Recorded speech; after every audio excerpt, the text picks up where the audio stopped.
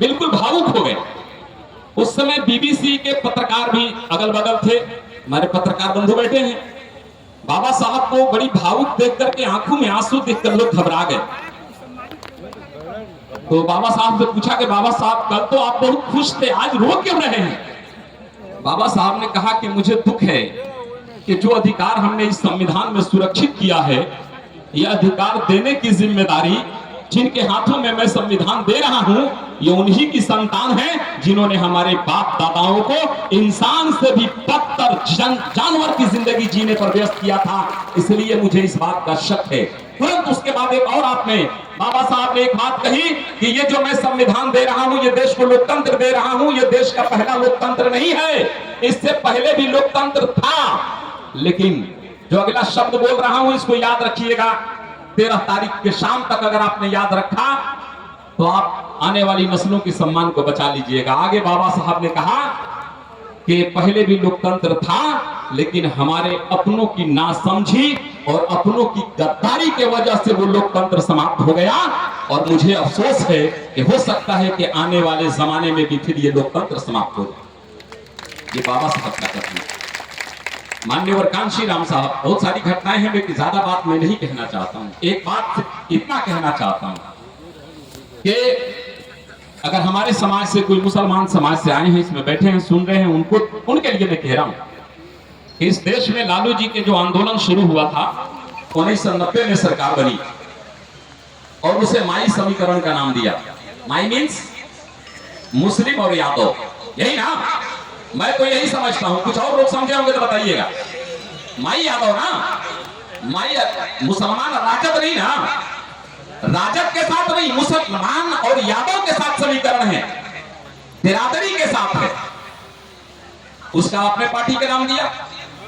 और सबसे बड़ी बात यह है कि उस समय मैं उन तमाम लोगों से कहना चाहता हूं, जब लालू यादव जी 1990 में जब चुनाव हुआ तो उस समय हमारी पार्टी में 5 विधायक थे और बहुजन समाज पार्टी उसमें किंग मेकर थी। मीडिया वालों ने, कांशी राम साहब दिल्ली में थे, मान्यवर साहब से पूछा कि कांशी राम जी आप तो बिहार में किंग मेकर हो गए, आप चुनाव, आप किसकी सरकार बनवाओगे? बाबा मान्यवर कांशी राम साहब का जवाब सुनिए, महापुरुष क्या होता है। उनको लालू जी से कोई जान पहचान नहीं थी, कोई भेंट मुलाकात नहीं थी, दुआ सलाम भी नहीं थी, लालू जी को जानते भी नहीं थे। बस इतना जानते थे कि वो पिछड़ा का बेटा है, यादव का बेटा है, बस इतना जानते। माननीय कांशी राम साहब ने कहा कि बिना किसी शर्त के कांग्रेस को और बीजेपी को मैं यहां से सफाया करना चाहता हूं, हमारी पार्टी के विधायक समर्थन लालू यादव जी को करेंगे और वो लालू यादव जी को बिहार में मुख्यमंत्री बने, 15 साल तक लगातार मुख्यमंत्री बने।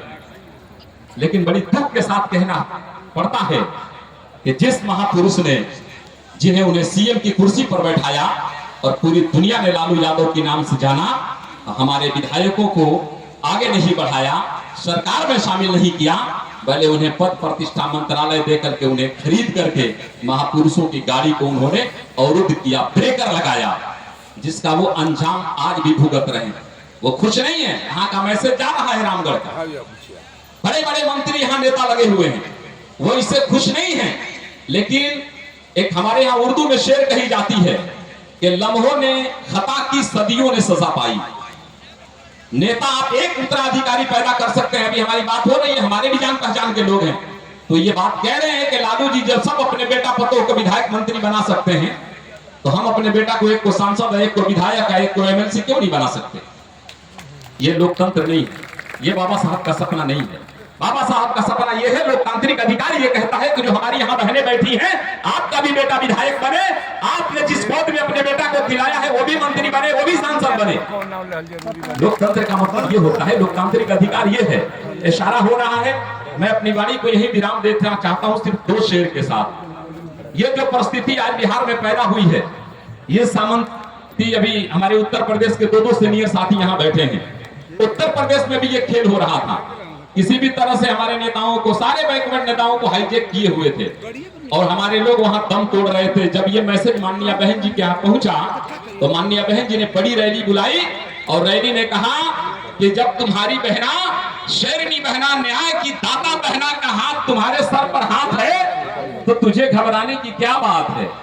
अरे चढ़ गुंडों की छाती पर और बटन दबाओ, हाथी इतिहास गवाह है कि ये मैसेज जब माननीय बहन जी का बहुजन समाज में पहुंचा तो हमारी सरकार बहुमत में आकर सरकार बनी उत्तर प्रदेश में। दूसरी बात, एक शेर सिर्फ कहते हुए मैं अपनी गाड़ी को विराम देना चाहता हूं कि अभी चमचा युग की बात डॉक्टर लालजी मेधारकर साहब कर रहे थे। हमारे समाज को जिस चीज से खतरा है, माननीय कांशी राम साहब ने एक ही किताब लिखी है जिसका नाम है चमचा युग के। तो अभी हमारे समाज में जितने लोग हैं छोटे मोटे नेता, सबको विधानसभा और एमएलसी का और उनको क्या क्या मेंबर बनाने की घोषणा करके हमारे गांव में घुसाया गया है। उनको एक कटोरा दिया गया है चमचागिरी का तेल लेकर के, क्योंकि बहुजन समाज की पहचान उसकी लाठी से है, उसकी शक्ति से है। जब जब भी ये समाज जब घेरे में आया है, जब लाठी को चमकाया है, तो बड़े बड़े लोग वहां से डर जाते हैं, इतनी ताकत है। तो साजिद हुसैन आपसे एक बात कहना चाहता है, ये मेरे बहुजन समाज के नौजवानों, ए बहुजन समाज के लोगों, ये मर्यादा का चुनाव है, ये सम्मान और स्वाभिमान का चुनाव है, ये सामाजिक अधिकार का चुनाव है। अगर रामगढ़ के लोगों ये बीएसपी चुनाव हार गई तो हमारे आने वाली नस्लों में कोई गरीब का बेटा फिर किसी सामंतवादी के साथ लड़ने के लिए खड़ा नहीं होगा।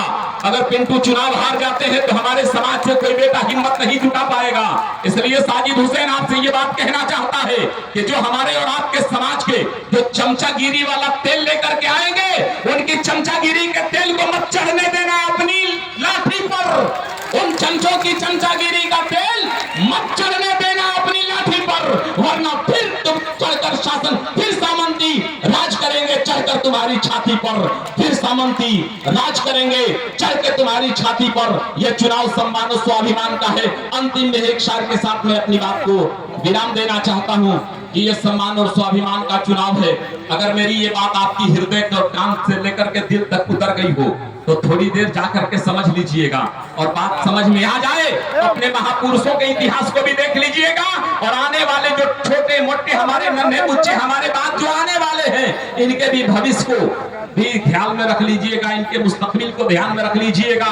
और अगर उनकी दर्द, उनकी पीड़ा अगर आपको समझ में आ जाए तो समझ कर खुद को समझेंगे। जरूरी है अपनों को भी समझा लीजिएगा। इज्जत और रोटी से प्यार हो अपनी तो हाथी वाला बटन दबा दीजिएगा, हाथी वाला बटन दबा दीजिएगा, भाई पिंटू को यहाँ से जिता दीजिएगा। इन्हीं चंद शब्दों के साथ मैं आप सभी का आभार प्रकट करते हुए आप सभी के इस गौरवमयी उपस्थिति को बड़ी आदर सम्मान के साथ जय भीम सलाम करते हुए अल्लाह हाफिज। जय भीम, जय भारत।